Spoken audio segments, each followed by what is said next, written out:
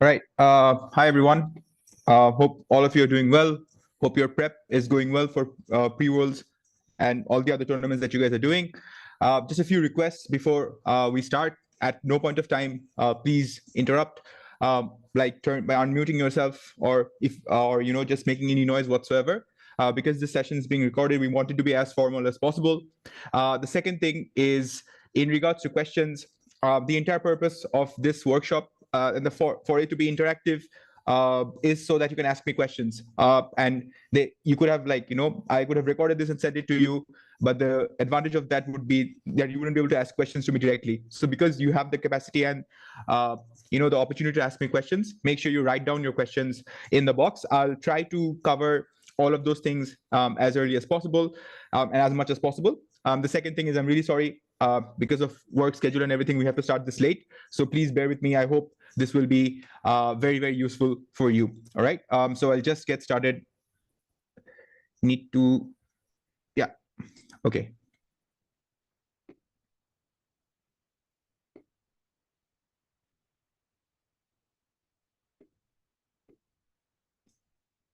All right. Just 1 second.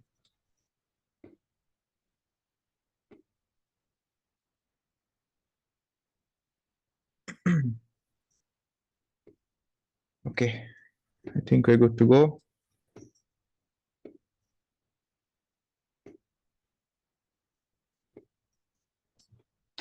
Okay. Can I get a confirmation that you are able to view the slides?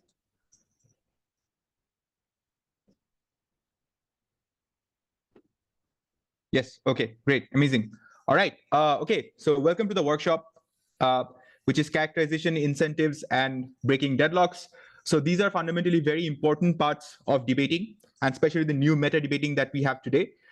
Back when I used to do pre-worlds in 2013, 2014, it was mostly just like very direct argumentation. There wasn't a lot of setup involved, and a lot of the things that we used to do, such as characterization and incentives and deadlock breaking, was subconsciously something that we essentially, tended to do. It wasn't as much scientific as it is right now. So the purpose of this workshop is to make sure that all of the things that you used to do subconsciously are things that you can now do consciously, things that you can actively watch out for, look out for in debates, and then and then actively do what is needed at one point of time. Okay. The other thing is obviously this is something that I've been doing for a long, long time, which is why maybe there might be certain situations where there are certain things I rush over very quickly. Please feel free to, in that situation, just type a message or something that we don't understand. I'll be more than happy to answer that as well. Okay. All right. So in terms of the presentation, there are 4 key areas that we'd like to cover. Firstly, just a brief description of what is characterization. Secondly, we'll talk about the steps in terms of how we characterize in debates. Thirdly, we'll talk about how we figure out incentives in debate. And lastly, we'll talk about breaking deadlocks. Like, what is a deadlock? How do we essentially identify a deadlock? And how do we best prepare ourselves to identify and break deadlocks? It's not going to be something that only talks about what you do in debate, but we'll also cover the stuff that you can do in prep as well, so as to make sure that this is something that you can work towards and not something that just happens like that in a debate. Okay. So what is characterization? Characterization basically refers to the process of profiling or describing actors that are involved in a debate to get a better understanding of their perspective. Okay. And secondly, it's because we want to characterize because it makes our arguments more persuasive and more convincing. All right. So the reason for this is that you'll see the debating in and of itself is a game of probability.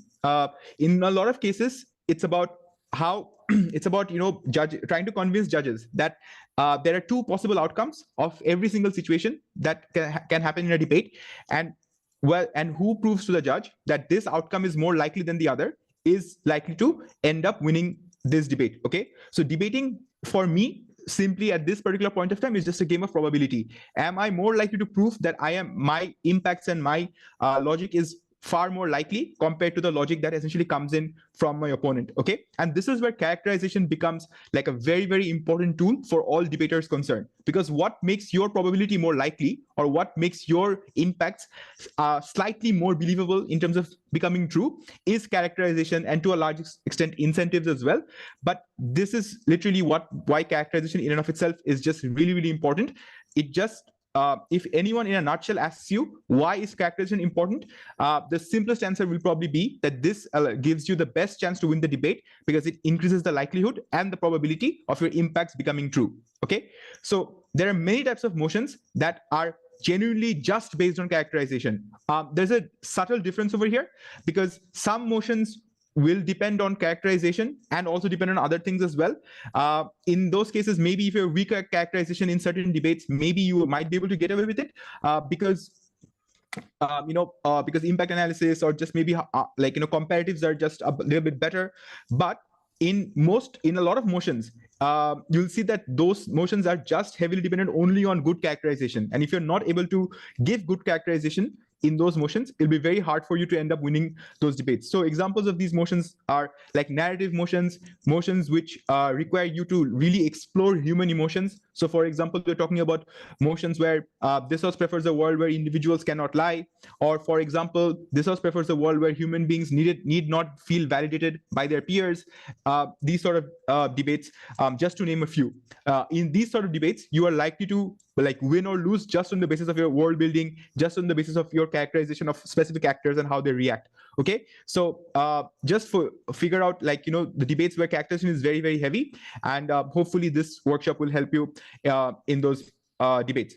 All right, now let's come to the important part of this lecture. The first one is in terms of how to characterize.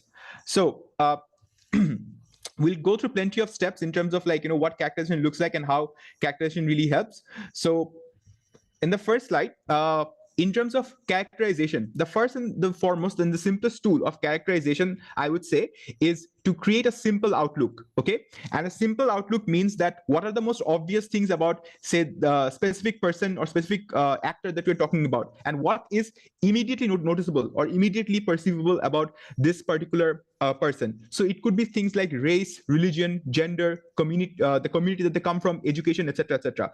Oftentimes, these factors are likely to be able to dictate certain things that you as an actor would prefer just instantly. Okay, so for example, a race that is, say, for example, dominant in a particular country is likely to, say, want to preserve political power, or not let, say, for example, in most cases, let their power go away. If you're a minority race in a particular country, your incentives are a lot less ambitious. You're probably looking for things like I don't know, to preserve some status within politics, get some more representation, get some slightly more aggravated economic opportunities, etc., etc. Similarly, based on your gender, it dictates things like how confident you might feel, how safe you are in a particular environment, etc., etc. Also, your educational background and all that sort of stuff will determine how we are likely to assess certain things, or how you are likely to look into certain situations. So for example, an example of this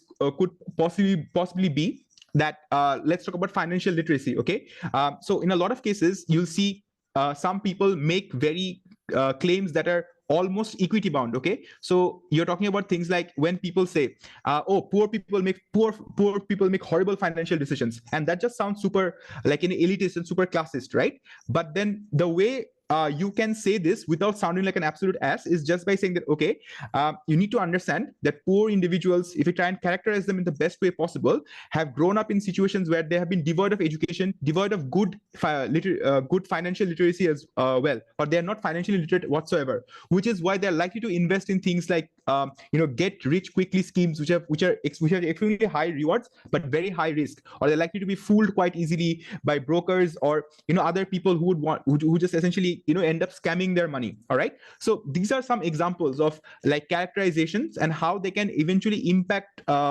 certain conclusions. Okay, so when you say that, okay, we don't want universal basic income, because if we give universal basic income, it's just money wasted by individuals who are not super educated when it comes to financial literacy. And as a result, this is a bad idea. So instead of saying something like, oh, poor people just make bad decisions, oh, just because they're poor, characterization of their background, of their upbringing is what makes the argument a lot more persuasive and a lot more believable as well. Okay, is that clear, everyone? Are there any questions so far?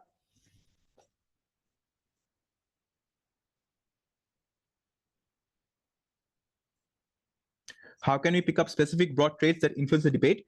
And is simple outlook most limited to the motion, words, and all? Simple outlook refers to the actor that you are essentially debating for or debating with. So some debates will have actors, either implicitly or explicitly mentioned. So for example, if it's a children debate, obviously you know that parents are going to be involved one way or another. So then the simple outlook essentially might refer to how most parents are, or most parents are likely to behave in specific circumstances. The other thing about, and it's the first question about broad traits.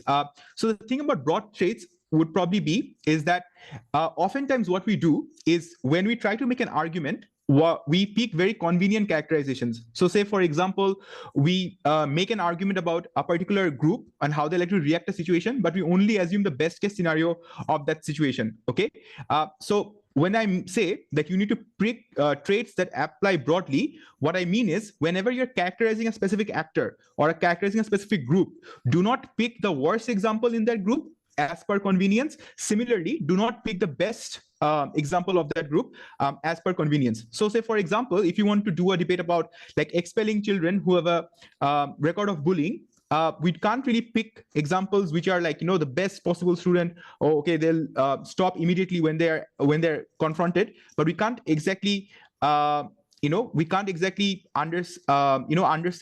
or we can't exactly pick like the worst possible student as well, like who'll never listen to their parents, etc., etc. So what I mean when I say that do pick broad traits is that pick traits that specifically apply to the highest possible percentages within that particular demographic. Okay, so if you're characterizing teenagers, most likely you are going to want to say that teenagers mostly are rebellious, teenagers mostly are opposed to authority, but teenagers are also most likely to be super emotional as well. Okay, that is basically a characterization that applies largely all across the board for all teenagers, majority of them. But if you characterize groups of teenagers as individuals who always like to study, always look for self-improvement, that's a bit too unlikely. For example, child geniuses, unlikely. Similarly, if you characterize teenagers as everyone who's just looking to do drugs all the time or just party all the time, that's also a very convenient characterization or a very inconvenient characterization. So when you ask me this question, when someone just asked me this question, which is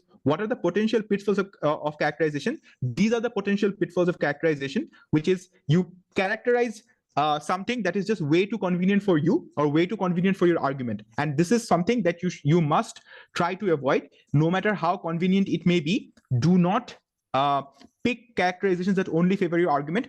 Pick characterizations and pick traits that apply to the largest group of people of the target group that you're essentially talking about. Okay, all right, great. Okay, this next thing about characterization that I would want to talk about is how you should never treat large entities as one singular block. Okay, and this is very relevant when you're debating about economics debates or when you're doing IR debates. Okay, what happens is there are a lot of teams that I've seen over the past few years who just make arguments like, oh, US attacks Iran attacks US because Iran got pissed off. Okay, what happens is we end up treating large blocks as like monoliths. You know what I mean? So for example, what we do is we're like, oh, okay, this is one country, and in this one country, whatever this one person says goes, or this is the company. In this company, if the CEO wants something,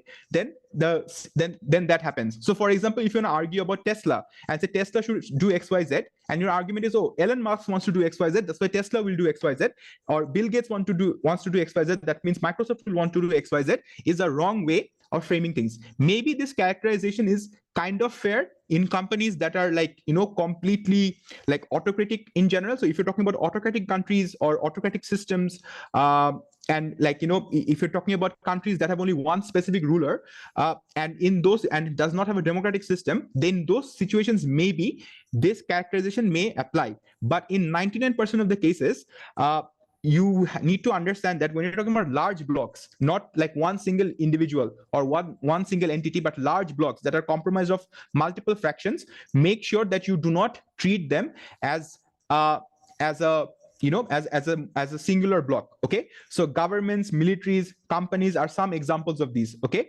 because what happens is these large blocks have multiple smaller blocks inside them that end up affecting the decision making process. Okay, so what you try and do is you try and characterize individual blocks and how those individual blocks will react to an issue and influence the outcome. Okay, so once again, very important, look at when you are trying to characterize a large group. Okay, characterizing one human being or one particular entity or one particular group is fine, but when you're like I said, when you're characterizing large bodies that have multiple fractions, make sure that you break down those bodies slowly and then characterize those individual bodies and how they will react to a decision, and then talk about the final decision that they're likely to come by. Okay, so say for example, if you talk about companies, you can break them down in multiple layers. Companies have shareholders, investors, employees, consumers, etc., etc. Governments will have governments will have people who are the ministers or the governors, and then there'll be people who are council leaders as well, or people who are local representatives. A lot of these people factor in the decision that a lot of these governments are likely to make in the longer picture. Okay, so whenever you're making an argument that I believe country X is going to act like this, make sure the components within country X is also going to favor the decision that you are going to favor. Or say, for example, if you say that, oh, Tesla is likely to react in this way, it's not just enough to say, oh, Elon Musk will react this in this way, or Elon Musk feels this, that's why Tesla will feel like this as well. You have to be like, okay, the investors, the shareholders, the employees, and the consumers will also end up backing what Elon Musk wants because of these structural reasons. And that's why this is the most likely outcome. Okay, so the lesson from this particular slide is just large actors or large blocks, break them down as much as possible into small influential blocks that make up the large block, and then be like, oh, these small blocks want this, which is why this large block will also want what we want at this point of time. Okay, are there any questions against this, or anything in particular referring to just this particular slide? Okay, is this clear? Is everyone able to follow?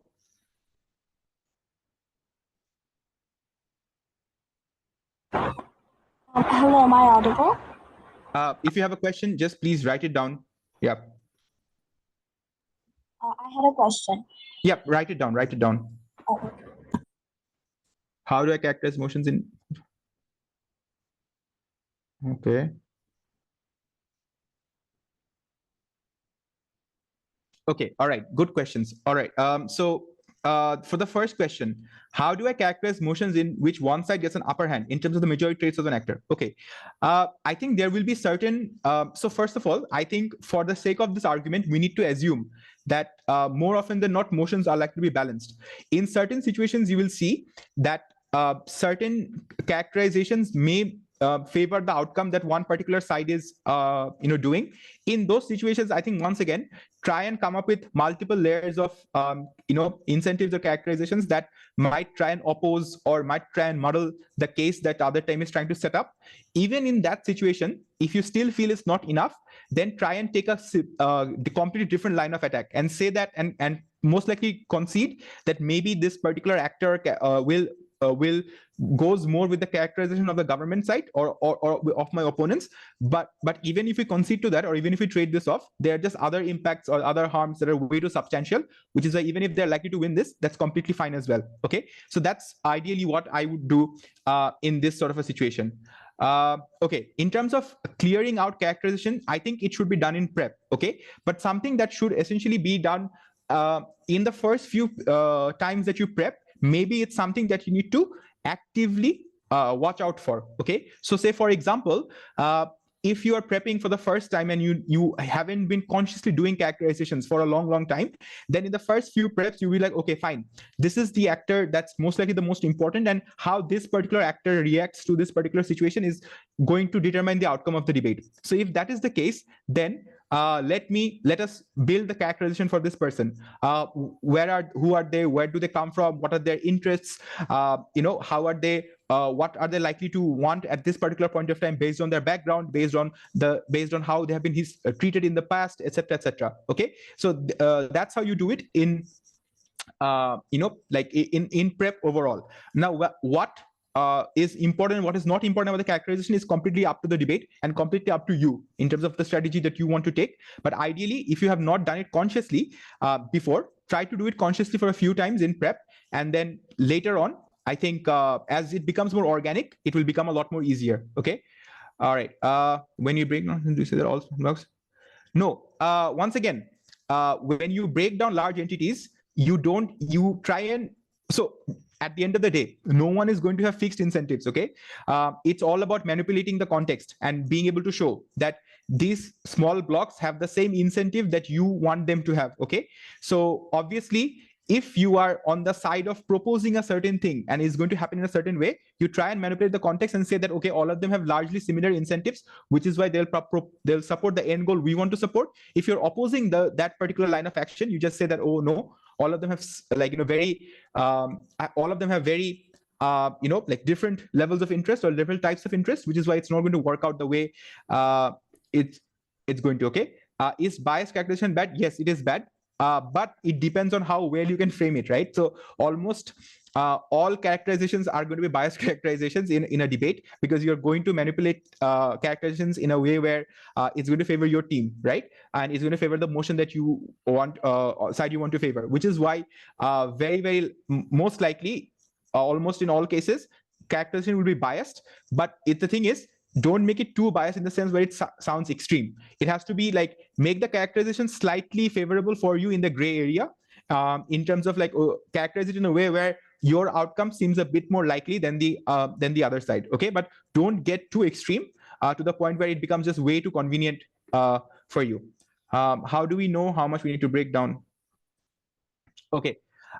Once it depends, honestly, but I think when it's a large block, such as a company or a government, maybe you break it down into, say, for example, governors, and then lobby groups, and then maybe local representatives. But you don't need to do stuff like like municipality elections and all that sort of stuff. It depends on how you feel, or what you feel is a strong enough consideration to be into this block to begin with. Okay. How do you go? How do we go against characterization where the opposition has the moral high ground? I'm not quite sure what you mean by this, but what I think is, when our opposition has a moral high ground, I don't think that is essentially defined by a characterization. Maybe it's like a principle or a moral claim. I think in that situation, you try and manipulate the context in terms of, okay, why the moral high ground here doesn't matter. But even if there is a moral high ground, maybe the trade-off is a bit too much in this situation. Okay, so it might be the preserving the environment debate. Maybe the moral high ground is protecting Mother Nature, but the consequences of, say, unemployment and all the sort of other stuff is just way too high. And what are the potential long-term consequences of the rise of large blocks? Once again, I'm not sure about this question, what you exactly mean by this. So long-term consequences of the rise of large blocks. Once again, when you're talking about rise of large blocks, if what you mean is like, we want certain large blocks need to go up, I think that's completely devoid of, say, characterization. In that situations, you probably try and talk about how the motion that you're talking about actively encourages or influences every small block, and hence resulting in a larger block for the entity that you're talking about. Okay. Okay. All right. So I can do one more question because I need to move on. In certain situations, the smaller blocks may have different incentives compared to the larger block. One block blocks are important. Once again, if it's in a situation where where you have the same block, but elements within the blocks want different things, then you either say that you try and manipulate the context, or you just show that, okay, maybe one block what if they want differently, maybe there are certain reasons why they would not want differently, like try and do an incentive analysis there. In the worst case scenario, you can say that, okay, even if one particular block might not want the exact policy that we want, maybe that particular block is not as important or is not as significant, which is why even if they want one particular thing, it's not as important. Okay. All right. Yeah. So that's basically it for this particular slide. I'll just move on. Sorry, won't be able to answer every question because I'm pretty sure it's getting very late for most of you. Okay. All right.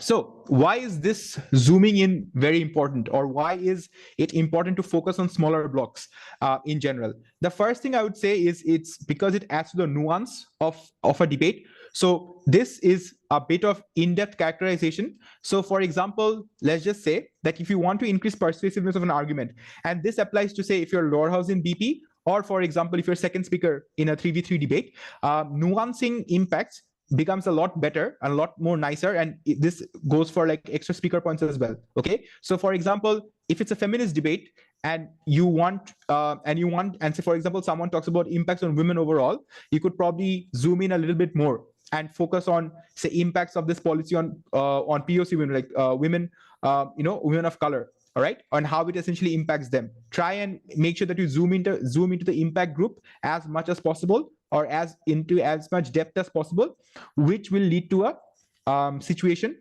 where your impacts will zoom in a lot. So I think that's why you should try and zoom in as much as possible. This basically says the minorities within the minority. That's the literal term that we use in debating. Like, focus on minorities in the minority within the minorities. Okay, so say for example, if women are a minority, then women of color are even bigger, are like a more like a minority within a minority, right? So and the minorities within the minority are usually the most vulnerable. So if minorities are vulnerable, minorities within the minorities are the most vulnerable, right? So that's why zooming in essentially adds to the nuance of your argument. And this is why, say for example, when you're characterizing like a large group, if you characterize smaller groups, it actually adds more to the nuance of the debate. Secondly, it adds to your persuasion as well, right? So not all stakeholders are equally powerful in a singular block. Zooming in helps you emphasize the influence. So this is basically the answer to the question about what if different blocks have different incentives. How do we then prove that our argument is likely? So this is the answer to that. Okay, how your arguments become more persuasive, which is, if you say in a part, so for example, you want to say that a military is likely to do action X, and there are a few stakeholders within the military, right? And then you are like, okay, you are able to prove that out of 3 stakeholders, 2 want what you want, and the opposition is able to prove that there's one block within the military that doesn't want what you want, right? So in that situation, even in the worst case scenario, that, okay, your opponent is right. You try and use this, like you do a stakeholder, like a characterization of the smaller blocks or the smaller stakeholders in a particular block, and you then say that the 2 stakeholders that you have been able to convince, or that you have been able to give good incentive structures for, are the blocks that are more powerful within that organization. Okay, and as a result, that is why what you want is most likely going to happen. Okay. And lastly, the importance of zooming in is just tougher to break down for your opponent. Okay, so your opponents will have a tougher time breaking down zoomed in characterization, as it requires extremely direct responses. So for example, let's just say that you give an argument about how a policy impacts women overall. Okay, and then your second speaker, or maybe in the same speech, you say that, okay, and these are the impacts of women of color as well in the exact same argument. The benefit and the burden of this for the opposition is that it has to be an extremely direct response. Okay, so then they can't go like, oh no, this policy as a blanket doesn't benefit women, but they also have to go that extra level and say that, okay, how this policy as a blanket doesn't really impact women, but also in the micro level, does it really benefit or not benefit women of color as well? Okay, so these are the 3 good things about why you should essentially zoom in, and hopefully this answers the questions that you guys had. Okay, before moving on to the next slide, are there any other questions that you might want me to answer? More than happy to do it right now. I think I can take like a couple of questions. Yep, just write it down. I'll give you like 10-15 seconds. Okay. All right.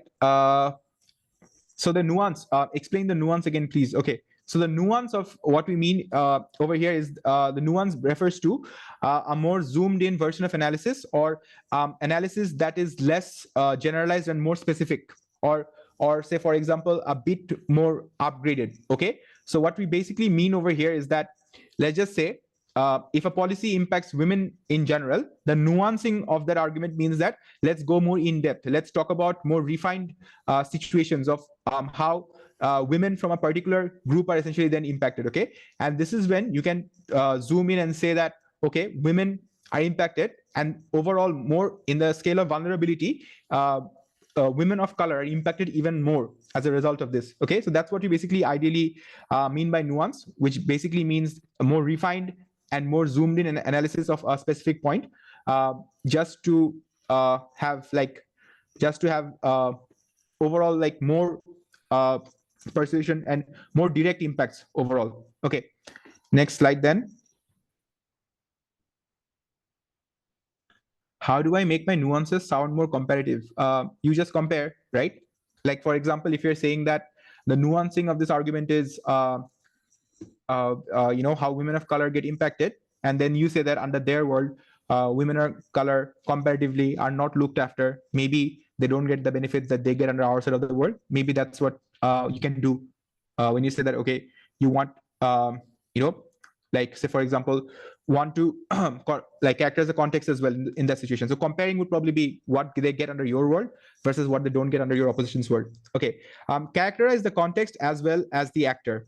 So what this basically means is, say, so for example, this slide will basically tell you that not all actors are basically inherently rational. Okay, so say, for example, just because one particular outcome or one particular reaction might seem very, very plausible for a particular actor, just because they are that actor does not mean that they will act in that way. Okay, oftentimes the situation or the context dictates in terms of how they are likely to react in a specific situation. Okay, so for example, there are some generalized circumstances, right? Like, let's just say, for an autocratic government, it can be easy for them to plan long term, right? Whereas democratic ones are structurally likely to be more short term. What's the context at play over here? What's the characterization that's at play over here? Is that autocratic governments, because they know that they are not, in terms of power, in terms of threat to power, they know that they have no possible like opponents at all, right? Which is why they can plan long term, because they can plan 20 years ahead, because they know for a fact that they are not going to be attacked, or they are not going to be under public pressure, or they're not going to be under opposition pressure, because there's no opposition, or there's no democratic system that allows for voices and everything, right? Whereas a democratic government knows that they're accountable every 4 years, and if they don't do something that delivers immediate results, they're likely to not get elected again. Okay, so this is just an example of how in certain situations, context and what you are might impact the way you plan, or might impact the way you think. Okay, so once again, the conclusion for this is, actors obviously have fixed incentives, they have variable incentives as well, but in certain situations you might feel like, okay, just because this is the actor, that means they're obviously going to act in this specific way just because of who they are. That is going to be true in most cases, but there will be certain situations where, say, an actor may not do something the way you want them to do it, because the situation might be different, or the situation dictates it differently. Okay, so this is basically what I mean when I say manipulating context. Okay, so obviously in certain situations you might say that some teams may have the upper hand because the actor is most likely going to act in this particular way. But then the caveat for the opponent, or the caveat for the other team, is that, okay, if that is the case, is there anything that I can use in the context to be able to show that this particular actor will act in a different way because of the situation that they have been presented in? Okay, this next part is human reactions are also a product of identity and emotions. It's basically the same thing that I just said right now. How a human reacts to a particular situation will largely be dependent on the identity that they have, like what we said, like race, gender, religion, and all that sort of stuff. But it's also human reactions, always remember, are byproduct of of their upbringing, their identity, like who they are, where they've been born, the lived experiences that they have, and also a product of their emotions as well. Okay, so say for example, a teenager is likely to be rebellious and impulsive. So a rebellious and impulsive person is unlikely to be a rational actor. Okay, so whenever you say that, okay, teenagers don't make the best choices, we oftentimes we say, okay, it's because they're teenagers, they're young. Okay, but oftentimes there's no link to being young and making bad decisions, right? So then you provide that link through like a characterization of not just this person, but the emotions that they feel on a regular basis. So someone who's rebellious, someone who's impulsive, who's opposed to authority is unlikely to be rational at all times, or it's unlikely to be, say, someone who's going to always think, oh, actors will do whatever is beneficial for them. That's the most common incentive that we have, right? That human beings believe in what? They believe in self-preservation, and human beings believe in protecting themselves at any cost, right? Which is why you can trust human beings to not take dangerous decisions or not make bad calls, right? But in most cases, it would be right. But if you're a human being who's a part of an age group that isn't rational, that is rebellious, that is impulsive, are you likely to then always be on the side of self-preservation? Unlikely, right? Because your human characteristics say something, but your emotions say something else. So whenever you're characterizing an actor, and whenever you're characterizing how they are likely to react in a specific situation, make sure that you not only characterize the person, but also the emotions that they are likely to have at that particular point of time, and how they're likely to be able to react to those specific emotions in that specific situation. Okay, are there any questions on what we just discussed?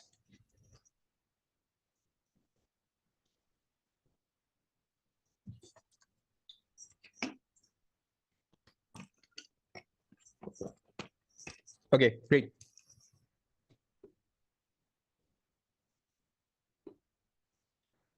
Okay, so implementation.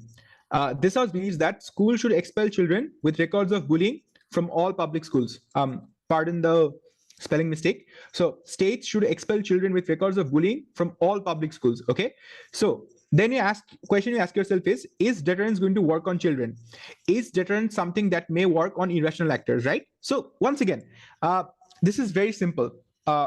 If you're opposition, all right, because from Gov you might say that, oh, okay, this is so easy. You expel someone, their parents are going to say, hey, don't do this. We can't afford another school. Or these children are going to be like, I don't want to lose my friends, I don't want to lose my teachers, so I'll stop bullying instantly, right? And the grounding of that argument will be deterrence, right? Because kids are, because they're kids, because you have the fear of being expelled, because you have the fear of losing your friends, you will be deterred. And because you'll be deterred, you'll be acting in the way we want you to act, which is you will stop bullying immediately. Okay, but then you ask yourself, all right, is deterrence an emotion that universally works on every single human being the exact same way? Is deterrence something that's going to work on a criminal like the way it works on a normal human being, like the way it works on children? Okay, this assumes, or this argument from government assumes, that deterrence is a universal emotion that applies to everyone in the universe equally and in the exact same way. And because this is the claim, if we prove to you that deterrence doesn't work on everybody in the exact same way, we'll be able to break this argument. And then you say, okay, let's try and analyze children. Is deterrence going to work on them? Are they individuals who think about long-term consequences? Are they individuals who think about, say, for example, what happens to me if I can't get into school the very next day? All right, so they're unlikely to be deterred in a way that, say, you would expect a normal or a commoner would be in this specific situation, which is why I don't think government's policy of deterrence is going to work in this situation. Okay, so this is what I mean when I say that you don't characterize like human beings just as human beings, but human beings and different ages and different categories of human beings will react to different things in different ways because of their psychological and their emotional makeup. So whenever you're making an argument, make sure you consider the emotional makeup of a person as well, and just try and assert whether or not this is something that will apply to every human being, or it applies to different human beings in essentially different ways. Okay, is this clear, everyone? Do you have any questions? Is it easy to follow?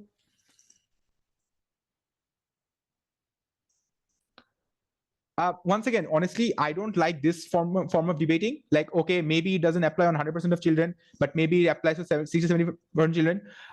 once again, it honestly depends on, say, for example, how you characterize a particular child. Okay, so let's just say maybe it works on children who are not bullies, but if you're a bully, what are the underlying reasons behind you being a bully? Maybe you come from a neighborhood where you've seen violence being a common thing, which is why violence is very normalized or desensitized to you, which is why you become violent, which is why maybe deterrence doesn't work on you. Or for example, maybe you come from a broken house where you have seen abuse, your parents abuse each other, and you think, oh, it's very normal. So when something is extremely normal to you and you do it on a regular basis, like that is why it's unlikely to work. Yeah. So this next question about this, like how would I frame the argument of deterrence from op? I would just say that, okay, it doesn't really work in this situation, and what happens is, instead of telling these children why they're doing what they're doing is wrong, you end up making them not go to school anymore, and they end up going into like a more terrible life. They live in bad conditions, they don't have any future prospects, and you just let them go. So I would say that deterrence won't work, and then I'll say, and if deterrence doesn't work and you kick them out, then they have a much worse life compared to what they would have if we're able to provide them counseling and all the sort of stuff. Yeah. How would you tackle characterizations or claims that try to propose the majority of people are lazy or irrational in decision making through this context analysis strategy? Very simple, Fahim. It's just say that most individuals will care about self-preservation, right? Because most people would want basic things like food, food like clothes, whatever, right? So if there are some people who are just extremely lazy, it may be because they can afford to be lazy. Maybe they have a huge amount of financial backing from somewhere, which is why they can afford to be lazy. But majority of individuals, it's safe to assume, are likely to be individuals who are very dependent on self-preservation, very dependent on things like food, clothes, medication, etc., which is why you say that, no, I don't think most individuals are likely to be lazy in this scenario. So yeah, I think those are the ways in which you can do it.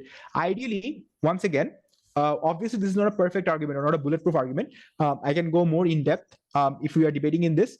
But what I would say is that your job when you're opposing a particular characterization is not to be like 100% this is what is true or this is likely to come true, but just enough to give enough doubt in the judge's head that yes, there is a certain probability that yours is more likely than the other team. So other team will obviously have very solid arguments, but like I said, it's a game of probability.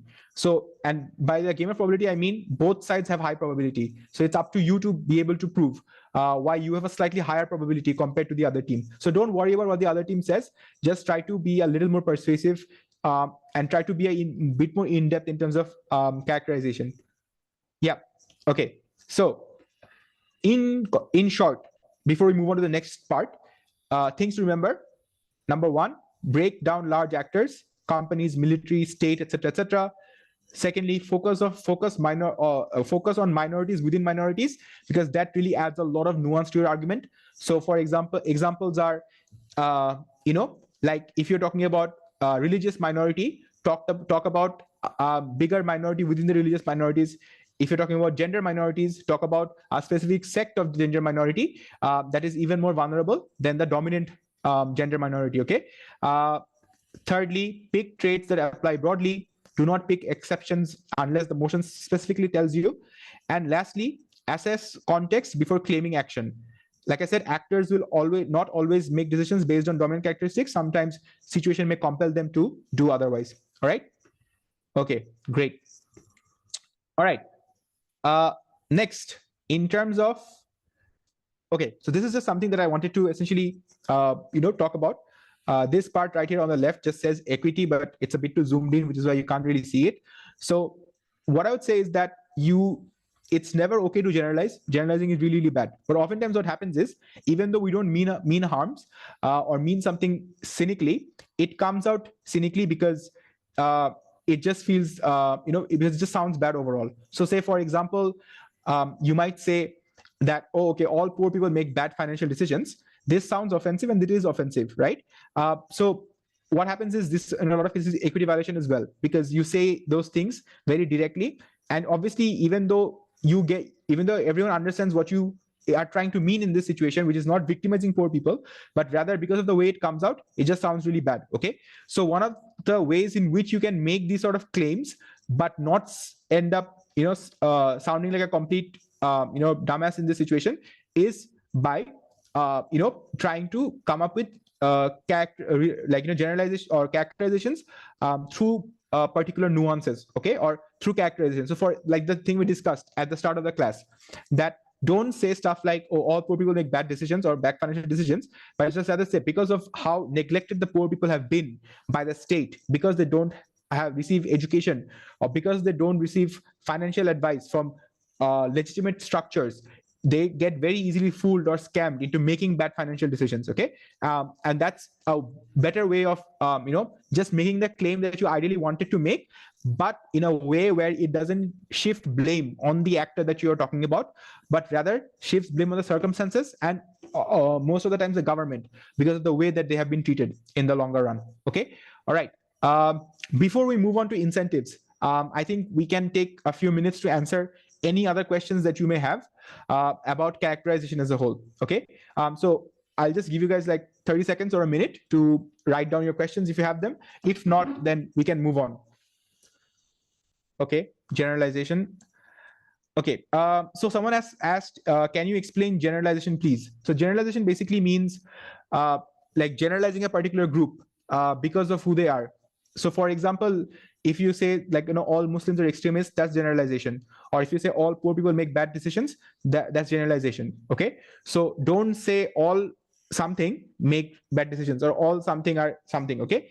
The way you frame it is, like I just said, that because majority of them are ignored by the state or majority of them are victims in their right circumstances, which is why, like I said, they don't receive education, they don't receive sound financial advice, which is why they get, it's easy for them, or they get coerced into making bad decisions, or they end up making bad decisions, but it's because of the circumstances that they're in, as opposed to who they are or what they are in general. So that's what you mean by generalization, okay? So never ever make generalizations like all women do this, all men do this, or like say, for example, all religious figures do this, etc., etc. How does clearing about working prep? I think you asked this question a few minutes ago as well, in terms of like, how does characterization work in prep? I think it, like I said, if you don't do it now, or if you don't do it in your preps consciously, then you should start doing it consciously. So for example, let's just say you essentially talk about a particular group. Let's just say it's a debate about parent-children relationship, okay? And then you have to talk, then you'd be like, okay, right, in this debate, let's talk about the makeup of a particular parent. Like, how are they likely to essentially, how are they essentially likely to react to a particular situation? Or say, for example, how do parents, what are the factors that they think about before they arrive on a particular decision? How would they react in a situation where they say, for example, their child is being expelled from the school? Would they not want to, would they essentially take the child to a private school, or would they want to act in a way where they explain to the child, or they modify their own behavior? Okay, all right. Can you explain the nuance part again? Once again, just forget about the word nuance. I would just honestly say by nuance, I basically mean trying to add more dynamic within the argument, or trying to add more sophisticated analysis within the argument. So say, for example, so for example, in these situations, you can, by adding nuance, you're adding more layers to an argument, or adding more in-depth or introspective analysis into an argument, okay? So the deeper you break things down, the more nuance you're adding. But then again, not all nuances make sense. Only nuances that add more value to the debate will make sense, okay? Okay, if we take a simple motion such as this house believes not need, rather greed is the main cause of corruption, is it possible to characterize from op need as a need of morality or enforcement? Maybe bias. If anything shows how should the government.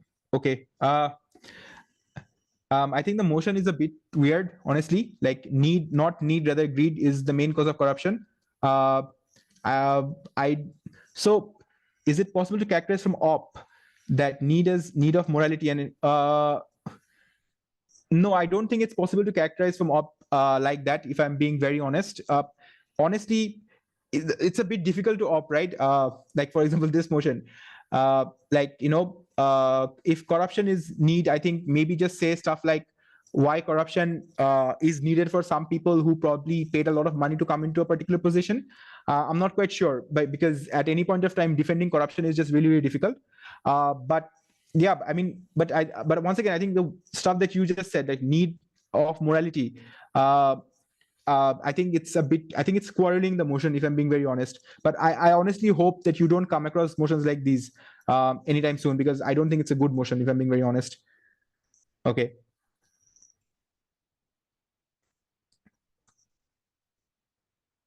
Okay, how does characterization interact with other debate strategies, such as burden of proof presumption? So it's linked to almost everything. Okay, like characterization, whenever you try and execute it, it would ideally be involved in everything. So say for example, when you're comparing an argument, and the comparison is in between, like how our actor is like to react in a particular situation, your characterization will basically determine probability.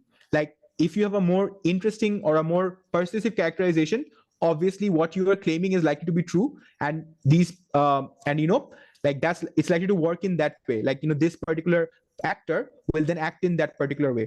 Okay, so that's why characterization, I would say, is linked to almost everything.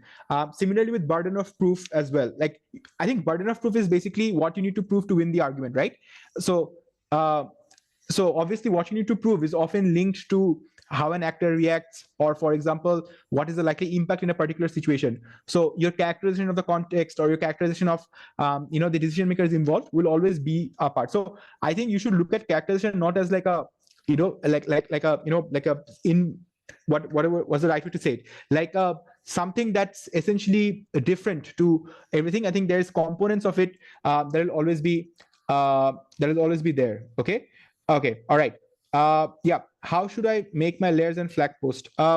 Obviously, ideally, this should be covered in like speaking structure, but I think it's easier to just you know uh, post your signpost your layers as you essentially move forward. So, for example, let's just say the way it works is that we expect this particular actor to react in this particular way. And then you'll be like, okay, there are 3 reasons why this is likely to happen, and then first reason, second reason, third reason. Okay, so that's ideally how I do it, and I really think that's the best way to do it, because oftentimes what happens is we, especially in today's day, a lot of people give structural reasons, and most of them are the same thing. They're like, okay, 7 reasons why this is true, but then more often than not, all those 7 reasons sound like the exact same thing, with just synonyms added and everything, right? So I would say don't try to go for the sounding good, because it honestly won't really add a lot of value. Just have distinct layers. Like literally, if you have 2 layers, 2 distinct layers, just go for it, and then say that, okay, well, first layer is this, second layer is this, and that's it. Okay. Can you explain nuance with emotion? This house would prefer a world where people would die naturally at the age of 50. Uh, I think nuance in this debate would probably be, okay, how does it essentially impact you, or the way you live at each stage of your life? So, for example, instead of saying that, oh, okay, this is how you're likely to live your life as a kid if you know you're going to be 30. This is how you're likely to live your life in your 20s if you know you're going to die at 50, and etc. etc. Each phase of life, if you give different characterizations based on each phase of life, that's ideally what you would call nuancing in this situation. I hope that answers all of your question. Okay. What is an incentive? An incentive is something that pushes an actor towards an action, the reason or motivation for undertaking an action. Okay, so say for example, incentive is basically like what this slide says, which is something that pushes you towards doing something. Okay, the reason why you're doing something. Like for example, in Bangladesh, it's around 11:30, right? And yet you are here listening to some random guy talk about characterization. The reason why you're doing this, your incentive is to learn, or your incentive is to do well in future tournaments. Okay, so that's basically what incentive means. It's basically the reason why you do something, the motivation behind doing something. Okay, and what you're gaining out of it, and what you're gaining out of an action. So if you have high incentive to do something, it means you're likely to do it. If you're low incentive to do something, you're unlikely to want to do it. Okay. Secondly, incentive only highlights that the actor has the intent to perform an action. Whether or not it will be performed is a completely different story. Okay, so this is where we talk about incentive and capacity. So capacity is the capability of said action to be performed. Okay, so whenever we're talking about an action being complete, this is the chronology you need to follow. Okay, an actor needs to have incentive and needs to have capacity. If an actor has both, then the action is completed. But if the actor has only intent but no capacity, then they don't fulfill the action. Similarly, if the actor has capacity but no intent, then they don't fulfill the action. Okay, so whenever you're making an argument that's like, okay, this is what we expect to happen, or this is what is likely to happen, make sure that the stakeholder that you're talking about or the actor that you're talking about both has incentive as well as incentive as well as capability. Okay, because these are the two things that matter. Like, I'll give you an example of something. Like, let's just say, I don't know, does India have the capability to attack India? uh, does India have the capacity to attack Bangladesh? Yes, they do. Very large army, like huge weapons arsenal, etc., etc. Do they have the incentive to do this? No. Similarly, do you have the incentive to have like a six pack? Absolutely, right? Who doesn't want to have a six pack, like a really good body? Or some people might not want to, but like most people would want to have like a very slim, very like a very strong figure, like the movie stars. Like, I would want to have something like that. So I have the incentive to have like a very chiseled body, but do I have the capacity to do it? I don't think so. Like, I will not put myself through that amount of hard work. I'll not put myself through the amount of dieting, etc., that is required to essentially do that. Okay, so this is what I mean by incentive and capacity. So for an action to be complete, both incentive and capability or capacity is required. If you have incentive and capacity, good. If you don't have incentive and don't have capacity, then the action won't happen, or either or, right? So for example, just a very illustrative example, just so that there's no confusion.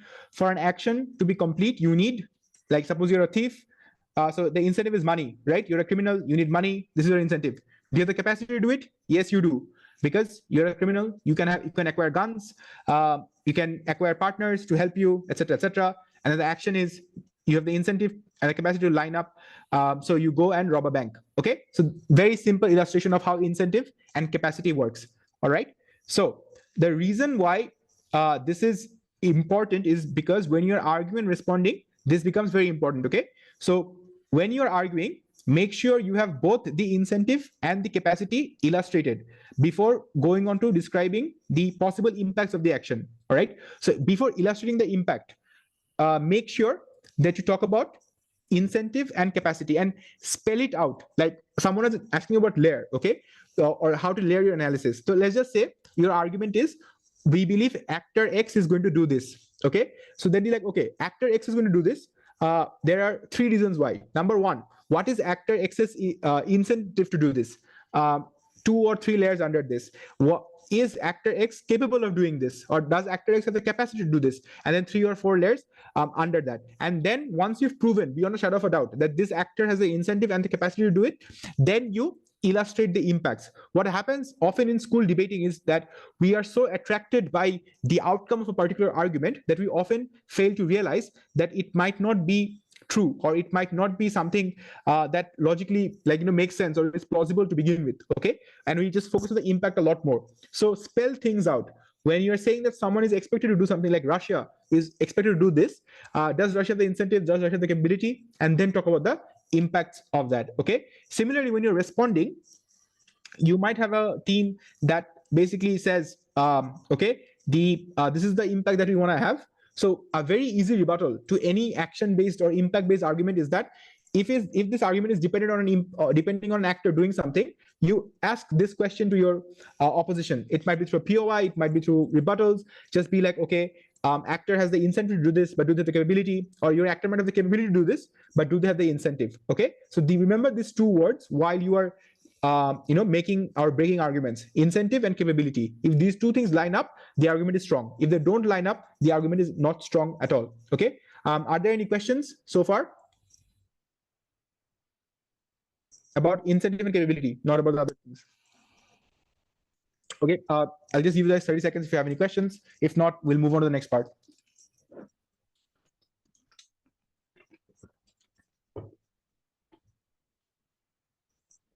Okay, great. All right. Now, figuring out incentives. Okay. So I would say when it comes to figuring out incentives, what motivates people, it could be a multitude of factors. Okay. So the first thing you just want yourself to see is, okay, you want an actor to do a particular action. You ask yourself, okay, what motivates this specific actor to do something? Okay. So for example, do they have a financial motivation, like companies, lobby groups, etc., etc.? An average individual is also like to be financially motivated. So financial motivation is one very good example of an incentive, because most individuals or most people across the world, or most institutions across the world, will be financially motivated to do something. Okay. Maybe there are some spiritual reasons as to why someone might have an incentive to do something. So for example, terrorists, the reason why they do something, maybe there's a spiritual maybe there's a spiritual reason why someone does something, or maybe there's a spiritual reason for someone doing something that might seem like, a bit unconventional, or might seem like, oh, okay, this doesn't really make sense, but then the reason could be spiritual as well, like, this gives them more fulfillment, happiness, etc., etc. There are political incentives as well. A lot of one of the incentives that governments have to a large extent is holding on to power. Like, why do governments do the stuff that they do? Why are they short-termistic? Why do some governments want to gerrymander? Holding on to power is also one, very specific and very strong incentive that a lot of people have. And not getting into trouble, deterrence, etc., is also a very strong incentive, like the debate we discussed about the child and the bullying and the expelling, right? So these are some very common incentives. It does not mean that these are all the incentives. This is not an exhaustive list, but these are some of the incentives that you're likely to get. Okay. One of the things that I would highly recommend you guys do, especially as a debate drill or a debate exercise, is make a list of very common actors that come in a debate. Okay. And then try and create incentives for those actors. So for example, the list could be something like, I guess, go to a world's motion bank, or go to any big motion bank, take the first 3 tournaments that maybe they'll have like 25 motions, those 3 tournaments, and then within those 25 motions, list down every single actor that is relevant for each of the motion. Okay. And then write down a list of incentives each of those actors are likely to have. And I think that's amazing practice. That's what I used to do, or I made like the World Schools teams do, which is like, pick like 10 motions or 20 motions, and then list every possible actor of within that paradigm, and then write down incentives for each of those actors. Okay. Obviously, it will differ from debate to debate, but what it does is it gives you a very good idea of what people want or what people may not want, and it also gives you a good excuse to research as well. Okay. So if you're really interested into like exploring incentives in a really deep manner, that's something that you can definitely do. Okay. The one thing I would say when it comes to incentives, and this is from personal experience, it obviously can be wrong depending on context, but incentives, when it comes to incentives, I have always seen that tangible incentives are slightly easier to prove compared to intangible ones. Okay. So what I mean is, tangible incentives mean what you are getting, like materialistic stuff that you're getting. Okay. So stuff like money, status, like influence, etc., etc., like things that you can ideally quantify, or things that ideally for a fact that this will make a marked improvement in my life because of the facilities I'm going to get as a result of this. Okay. Compared to things like happiness, or it'll make you happy, or you have the moral obligation to do this, or you have a principal obligation to do this, or your spiritual need is important, to fulfill your spiritual need. This is very, very important. Okay.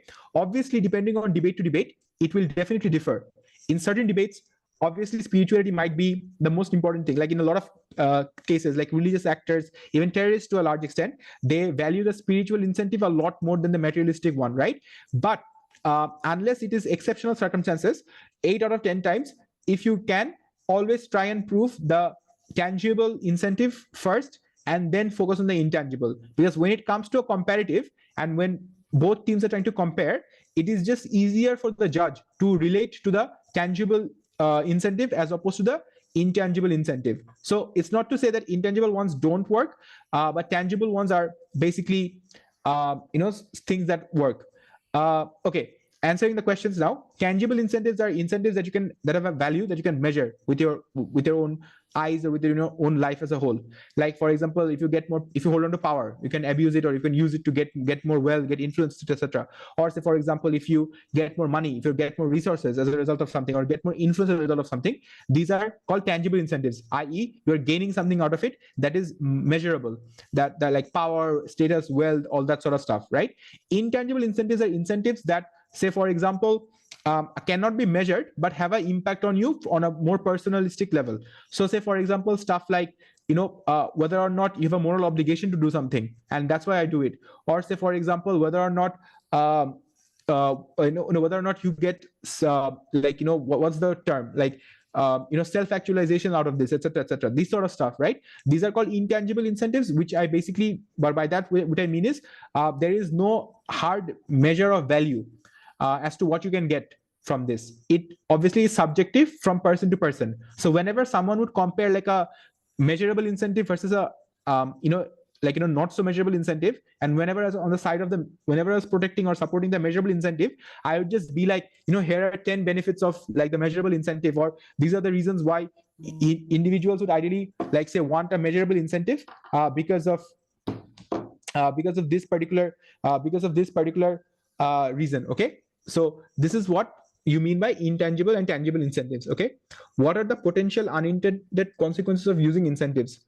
How can it be designed to be fair and equitable? Okay, once again, not sure about the question.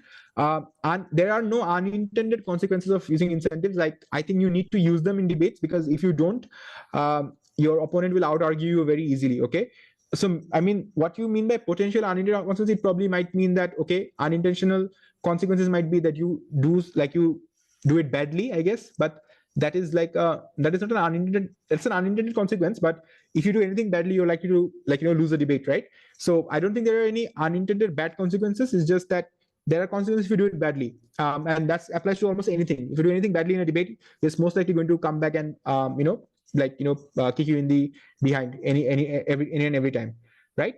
So yeah. And how can incentives be designed to be fair and equitable?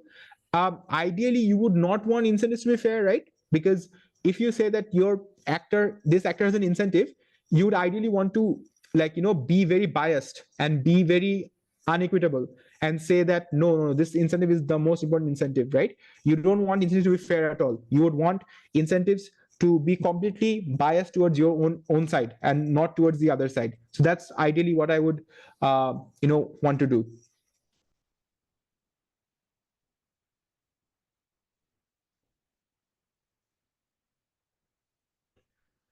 So I think intangible assets, I think stuff like brand reputation, human capital, I don't think it's intangible, if I'm being very honest, because the consequences of those are very, very measurable, right? Like IP, like intellectual property, very measurable. How much money you gain as a result of this, or how much money you lose as a result of this.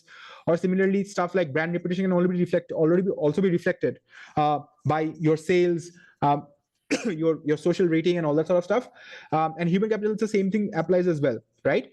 If you're asking me, how can you truly measure intangible, like if you're on the side of intangible assets, or you are supporting an incentive that is more on the philosophical side or the moral side, ideally what I would want you to do is try and characterize the actor and why for that actor this intangible asset or intangible value is more important than any tangible value whatsoever. Okay, so for example, it might be a religious leader who wants to protect, who either has to choose between, say, not preaching their religion in the way they want versus, say, being arrested by the government or the state. In that situation, you would probably want to say that, oh, okay, this person, even though they might not want to go to jail, because deterrence is obviously a very strong incentive, or not going to is a very strong incentive. The other thing could possibly be that this person doesn't want to betray their religion, and the amount of guilt that they feel if they betray their religion is far, far more than any pain that they would likely to receive in jail, which is why we still think that this actor is likely to react in this particular way as opposed to the way that you are talking about. Okay, so that's one. So the thing is, whenever you're doing intangible or say incentives that are, say, don't have a metric value attached to them, the best way to move forward in these situations specifically is just talk about the actor, the context in which this actor is applying, and why for this actor materialistic things don't matter compared to the possible benefits that they get as a result of the intangible assets that we are saying. Okay. All right. Next, incentives are always on a comparative. Okay. So unless the motion is unbalanced, which obviously we hope it's not, we hope the HCore is like charitable and doesn't give bad motions. Unless a motion is unbalanced, an actor will have an incentive to do something, and similarly a counter incentive to not do the action. Okay. So while illustrating incentives, make sure you compare the two opposing incentives and show why yours is stronger. Okay. Very important to understand this. All right. So what I want you to do over here is just think very simply that because it's a debate, you have to assume that the other side will also have something to say when you're talking about an incentive. So let's say this actor has an incentive to do X, okay, and then your opposition says no, this actor has an incentive to do Y, not X. All right, and in this situation, you always have to know that the other team will say something. Okay, so what you try and do is whenever you're illustrating incentives, don't just be like, oh, okay, this is my incentive, and because this is my incentive, this is why this actor will do what I want. But your opponent then comes up and says that no, these are the counter incentives, and this is why the opponent is actually do what I want the opponent, like for the actor to do, right? So make sure that whenever you're making an incentive structure or building an incentive structure for an actor to do something, you always do the comparative. And if you're prime minister and you're doing this, or if you're DPM or whatever speaker you are, don't wait for the other speaker to come up and then say that, oh, okay, this is my incentive and this is their incentive, and that's why it doesn't work out. So if you are going first speaker and you are making an argument based just on incentives, make sure you do the comparative and then be like, and the way it should look like is that, okay, this is why I think actor X is going to do this. Okay, there are three incentives why I feel actor X is going to do this.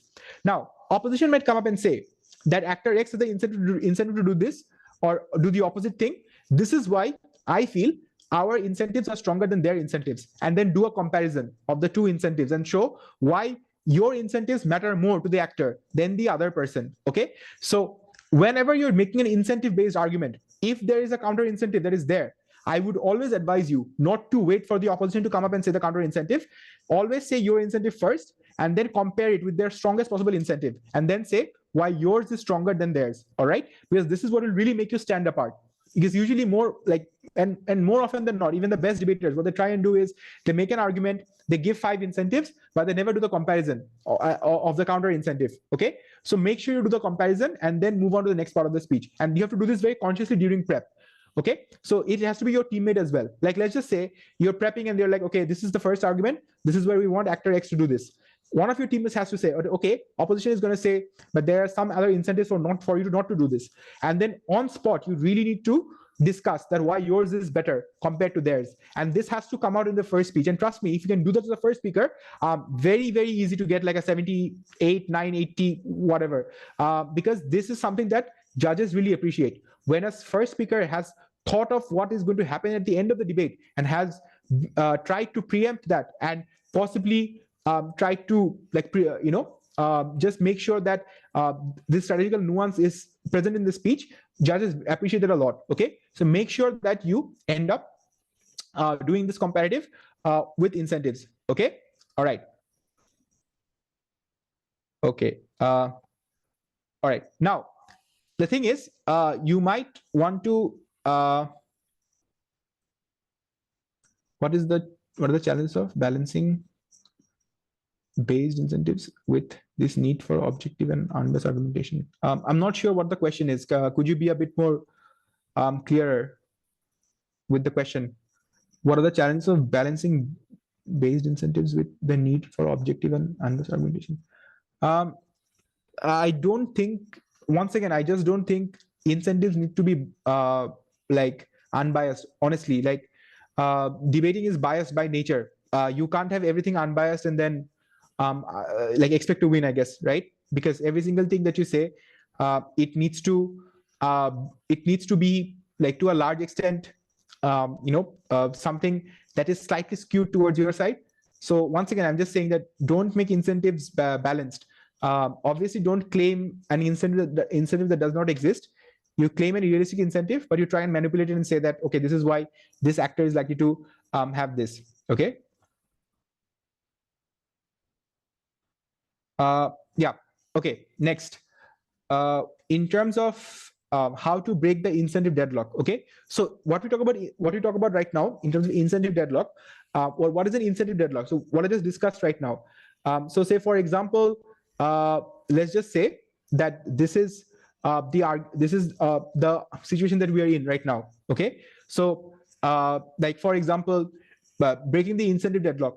So there is one actor, and he can choose two actions. Okay. And then you claim, okay, obviously that you claim your incentive, i.e. the incentive that you want, and then the other team claims the incentive that they want, right? And it's very, very likely that in that situation, one is more like which one is more likely. Okay. So this is basically what you call an incentive deadlock, that there are two incentives, both of these are equally persuasive. So we try and figure out which one is more persuasive. So if you're ever stuck in an incentive deadlock, like you say one thing, your opponent says the one thing, both of those things are equally true, then how do you prove that your incentive is stronger than the other person? Okay. So there are broadly three things you can do. Analysis, like for example, what do you think is more appealing to the actor? So in this situation, do some background context or background analysis. So, but this person's upbringing, or this person's entire life, or this person's entire makeup or psychology, or means that this one particular thing or one particular action is much more important than any other things ever, right? And that's why this is why they're likely to pick what we want to pick. Okay. So whenever you're in like a deadlock in terms of incentives, and like both sides are claiming different things, the first thing is to make sure that you talk about, like, okay, why is this something that matters to this actor? Okay. So you do a background analysis or you do a contextual analysis, and you try and prove why one matters more than the other, especially the actor itself. Okay. Okay. Secondly is about long term versus short term. Like one thing I'll say, that human beings in general are often mostly attracted to short-term needs as opposed to long-term needs. So if you have an incentive that oftentimes says that, okay, it fulfills a short-term need over a long-term need, you can always prove that why human beings in general are always going to be likely to be inclined to the shorter term as opposed to the long term, unless of course the long-term incentive is just so lucrative that the actor can be trusted to demonstrate patience. Okay. So obviously, once again, this is just super subjective, and it obviously depends on the side that you are in. Okay. But these are just some samples of the thought process you may have in a situation where you are dealing with multiple incentives from multiple teams. Okay. And the last one that we just talked about, materialism versus spiritual fulfillment. So obviously, like we just said, that tangible incentives are much more lucrative. Why? Because they have a value that you can measure, right? However, but then again, for certain individuals, the spiritual fulfillment or the self-actualization, etc., might mean a lot more. Like people who tend to sacrifice a very lucrative corporate career for pursuing a hobby or for pursuing a passion. These sort of individuals might be drawn towards the spiritual, the fulfillment part more than the materialistic part. Okay. So it often depends on, say, for example, what the actor wants or what they're likely to get out of that specific action. Once again, this is not an exhaustive list, but rather some of the very common, like grounds under which the incentive deadlocks happen more often than not. So you can obviously try and figure it out along these lines, but more often than not, try to figure out what is the basis of the incentive or what is the basis of the action, and then based on that, you make the comparison. Okay. But ideally, these are some of the ways in which you can try and figure it out. All right. Okay. So over here, right? Let's just say this house would criminalize fatwas issued against the state policy. Okay. So for example, if someone is giving a fatwa that is against the policy of the state or against like one of the state's policies, for example, something the state wants to do, and the fatwa is something that says that, oh no, the state is wrong or whatever, we would ideally criminalize the preachers who would issue those fatwas, right? So these are the list of incentives, okay, that you would ideally come up in a debate. So first of all, this person would stop issuing because they don't want to be jailed. But then the counter narrative is, oh, but they don't also want to betray their religion. So will they stop? Will they not stop? Then you say, oh, jail is bad and unsafe. But they can also say that jail can act as a breeding ground for more popularity. If you are that popular, if you are a cult figure in a jail, it can actually make you more popular, right? Jailing, and then the third incentive for Gov is jailing will lead to a black mark on your character, which will lead to your result in you losing your job. This is another government incentive that will prove why this person is likely to stop. Okay, but then the opposition, your incentive might be jailing may lead to you becoming a cult hero, because a lot of other people who have been jailed in the past have become very popular because they were in jail. Like, let's just talk about people like Nelson Mandela or Mahatma Gandhi. These are people who have been jailed, but they became very popular because people thought that the inaction was being done against them. Okay, so once again, not an exhaustive list, but I'm just talking about your thought process. Okay, in a debate, like how should your thought process be, or when you're prepping, or when you're going to argue. So let's just say you are government in this debate, and you know for a fact that your first argument will be, why will deterrence work? Why will this person stop preaching, stop issuing these fatwas that are anti-state or anti-state policy once this motion passes? Okay, so when you are making that argument, you say that, okay, the first incentive is, obviously no one wants to go to jail because jail is bad, jail is unsafe, etc., etc., and jail is just a huge black mark on your reputation, right? But you also know that your opponent is going to come up and say stuff like, oh, but this is a person who's served religion all his life, why is this person going to stop? Because I don't think they're going to stop. Or for example, why is this person not going to want to go to jail? Because jail is such a it's such a huge mode of publicity for this particular person to elevate their image, etc., etc. So whenever you're making an argument, or this is the way you think, that incentive, counter incentive, incentive, counter incentive, and then when you are prepping, you do the comparison while you are prepping, so that you can then break the deadlock even before the debate starts. Okay, and then your leader of opposition, whoever they may be, when they come for the debate, or when they come for their speech, they have to start from a very, very critical position, because they've already said a few of their incentives, and you've already told them why those incentives don't matter. So then they can't go in direct rebuttal. They have to go into like direct weighing that, oh, okay, why does the stuff that they said isn't really likely to be weighed in the way they want you to weigh it? Okay, so that's a really good way of sort of preparing for a speech, or preparing for arguments that require incentives. Okay. All right, so this is just a diagram that I've made in terms of average debaters versus good debaters.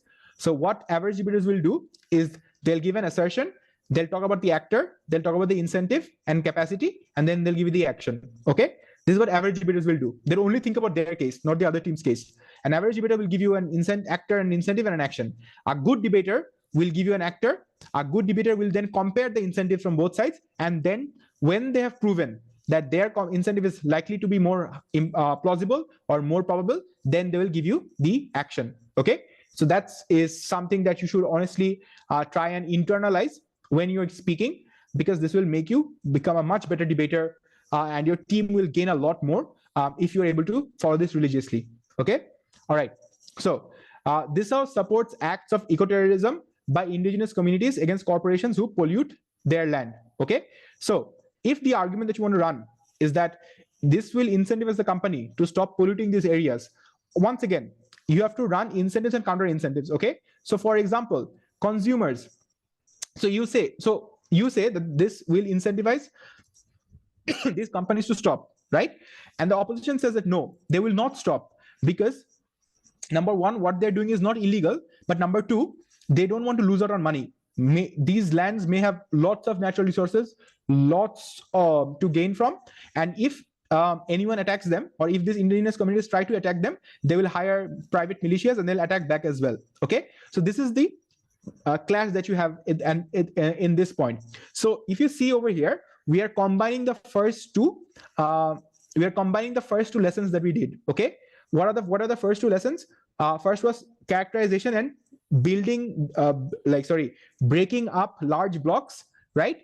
And we broke up large blocks, and then we compared the incentives of those large blocks, right? How small blocks make decisions for a bigger block, right? So over here, if the opposition says that no, these companies won't stop because they need the money, they want to be profitable, but also they'll hire private militias to attack back as well, which is why I don't think they will stop. Okay, so then you're like, okay, then you have to convince the judge that they are likely to stop. Now, how do you characterize a company? You break it down into 3 blocks that are the most important parts of a company. Number 1 is consumers, number 2 is employees, and number 3 is, oh, okay, one of them is shareholders. All right. Sorry about that. This was a bad on my part. Okay, so you have consumers, you have employees, and you have shareholders or investors. Okay, the last one is investors. Just put a mental makeup of that on your head. Okay, so now let's just talk about these each individual blocks and how they are likely to react in a situation. So consumers, what is their incentive for these companies to be on those pieces of land? They'll get good products. They'll get good products at cheap prices. What is the counter incentive? The counter incentive from your side, right? So your opponent says consumers want good products, they want cheaper products, which the consumers will support these companies.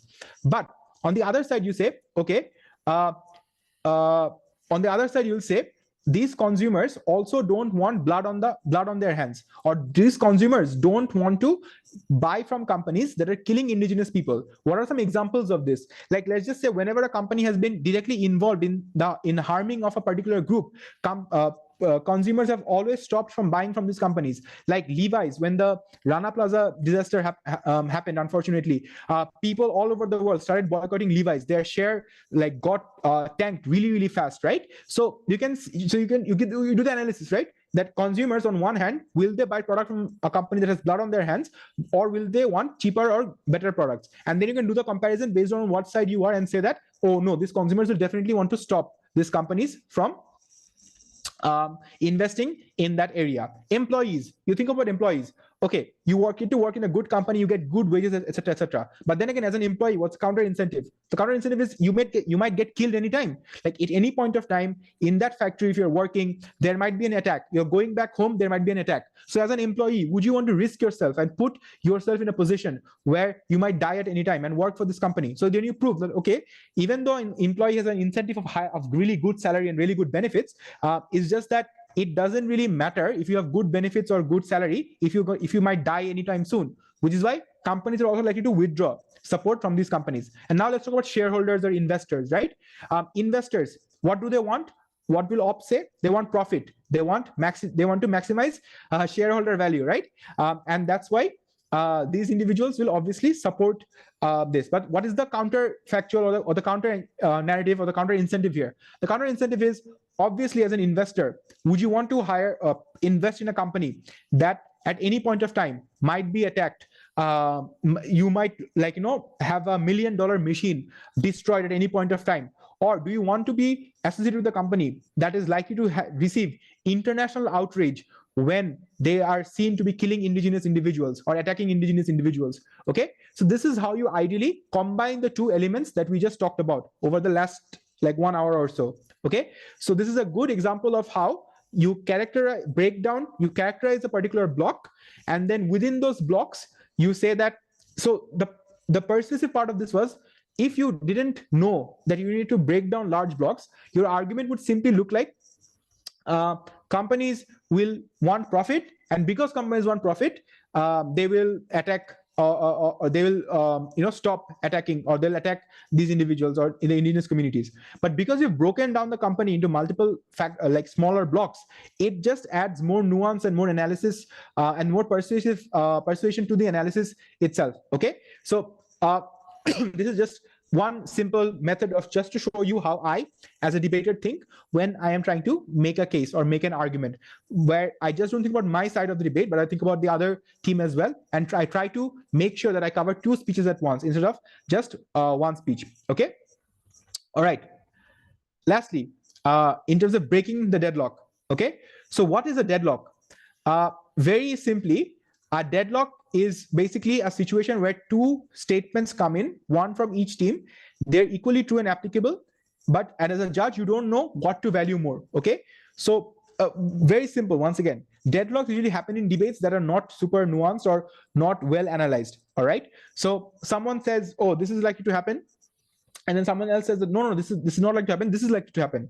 But none of them give you a comparative analysis or a weighing of probability that, oh, one is more likely to happen than the other, or one is more plausible than the other. And in this situation, what happens is, the judge is confused, like, oh, okay, they say this is going to happen, that sounds, very likely.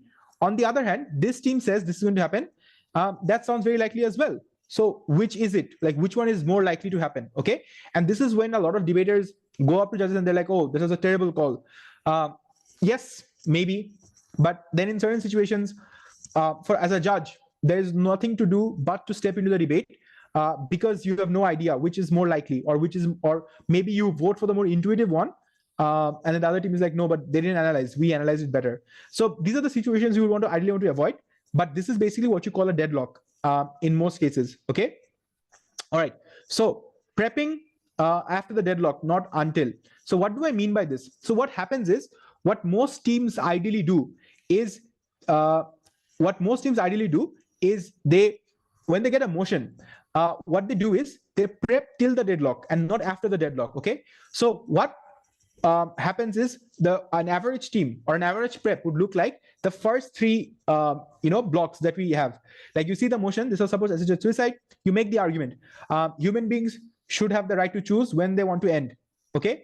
And how you analyze this? Right to choose is what makes us human in the first place. It's a fundamental right, and as a result, right to choose overvalues everything else. Okay. This is good analysis maybe, but an average team will stop here and then be like, okay, let's go to the second argument. Why assisted suicide is actually good for like the medical industry or for people in general or whatever. Okay. The problem is over here, once again, this basically means you are prepping until the deadlock, not after it. Okay. Because analyzing and finding an argument and completing the analysis is basically what you call analyzing till the deadlock, not analyzing after the deadlock. Okay. Good teams will start their prep almost after the deadlock ends, as opposed to prepping till the deadlock. So if you're a good team, what you'll do is, after you've made your analysis, you're like, okay, what is the most obvious response from op? The most response from op to this argument is, we can't allow rights that undermine the value of life. So right to choose gives life value, but what if the right to choose undermines the value of life itself? Okay. So you know that your opponent is going to attack this right to choose argument, and with the framing of right to choose should not be absolute because it undermines the right to life. So if it undermines right to life, right to choose should not be valued. So you know for a fact that this is what your opposition is going to argue. And this is basically something that you need to be prepared for even before the debate starts, as opposed to being prepared for it after the LO speaks. Okay. So, and that is basically what I mean by prepping after the deadlock is as opposed to prepping until the deadlock. Okay. So I hope you guys get a good idea of what I'm saying right now. Okay. So whenever you come up with an argument, make sure that you take the most obvious response. You identify where the deadlock happens in this argument, and then you discuss from that particular point onwards. Like, why should the right to choose also undermine the right to life? Okay. You try and value why the right to choose is far more important than the value of life itself. Okay. And there are many ways to do that. Like, right to life isn't worth it if it means that you like obstruct the right to choose. Is your right to life the same standard in a situation where you are dying slowly? So many things you can say in regards to breaking this particular point, right? So I'll respond to that. I think just one second. Yeah. So in this situation, this is how you essentially come and try and prepare after the deadlock, after you identify the deadlock. Okay. So don't prepare till the deadlock, prepare after the deadlock as well. How do you identify deadlocks quickly? Okay, so this might be subjective in the sense that obviously you shouldn't do this as well. Okay, there may be sometimes where you might misunderstand what I'm saying. So don't be in a situation where you are literally rebutting everything your teammate is saying. Okay, because that leads to a very constricted or like a very bad prep overall. Okay, because your opponents will give nuanced analysis, and it's impossible to figure out everything that they will say layer by layer in your prep. That is why what I will say is, try to make the most obvious response. Like, when you think of a motion, when you see the motion and when you know your side, obviously in the first 2 to 3 seconds, I'm sure the most obvious arguments flash in your head, right? So in that situation, you try to be the opposition as well. You be like, as the opposition, what are those ideas as well that will come into their heads in the first 2 to 3 seconds, and then those are the arguments that you try and prep against, okay? And then see which of your arguments does this directly clash against. When you find a direct clash of the probable or the most obvious of arguments with your arguments, that, and when that clash happens, the moment that clash happens is basically what you call the deadlock. So that's ideally how you try and identify deadlocks very, very quickly. Think of the most obvious of argument, and you'll see at what point does it clash with your argument, and that's how you essentially end up identifying deadlocks very, very quickly. Okay, all right. In terms of common deadlock breaking tips, this is once again, this is not an exhaustive list, but some of the things that happens more often than not. Okay, so first one is probability. Okay, like for example, if there's a deadlock about when it comes to, okay, which one is more likely to happen, these are the framings that you likely can use. Like for example, this is more likely to happen, which is why you should go with this. Or for example, there's less opposition to this, which is why ours is more likely. Or we probably have more public support because of our policy, which is why you should go for our impact. Okay. Or for example, if it's a deadlock based on which solution to accept, and then you want to do a solution analysis or breaking down the deadlock when it comes to which solution is better, then you look for, okay, which has higher impact, I mean impacts more people, or for example, which is deeper impact, i.e. which impacts people on a much more greater scale, okay, where the individual impact is higher. So there are two levels to this. Okay, higher impact basically means volume, deeper impact basically means the depth of the consequence. Okay, like how deeply is it impacting someone, how much is it making someone's life better or worse. All right, so that's one of the ways to do it. Then it's about urgency as well. So for example, by urgency, you ideally mean like, two solutions, or in a situation there's a deadlock, and then you have to prioritize one over the other. So you can say that, okay, the solution that ideally essentially, like prefers or ideally solves the more urgent situation or the more urgent problem is the one we need to pick. And lastly is on the basis of incentives. So say for example, in terms of incentives, like so stronger incentive to do what I am saying as opposed to what my opposition is saying. So oftentimes what happens is during a deadlock, when there's a situation where like you say something is likely to happen and then opposition says this, something else is likely to happen, and this is a deadlock based on what an actor is likely to do in a particular situation. In that situation, you try and make sure that your incentives are what you have a stronger incentive for the actor to essentially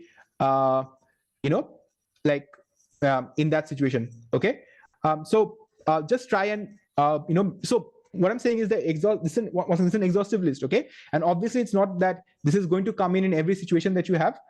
However, like in that situation, what you try and do is focus on what is the determining factor of the deadlock. Okay, or just try and ask yourself what created the deadlock in the first place. So if you can find out the reason why there's a deadlock first place, like what is the disagreement about? Is it like which action is more urgent? Is it which action is high probability or low probability, or which action has deeper or impact or not? Okay, and then if you can find the basis of the deadlock or the reason why the disagreement took place in the first place, then it becomes very, very easy for you to address the main issue and then attack it based on that. All right, yeah. So yeah, I guess that's basically it. Thank you so much everyone for attending. I genuinely hope this was helpful. I genuinely hope you guys enjoyed this. And yeah, best of luck for pre-worlds and all the other tournaments that are coming up. All right, Allah Hafiz.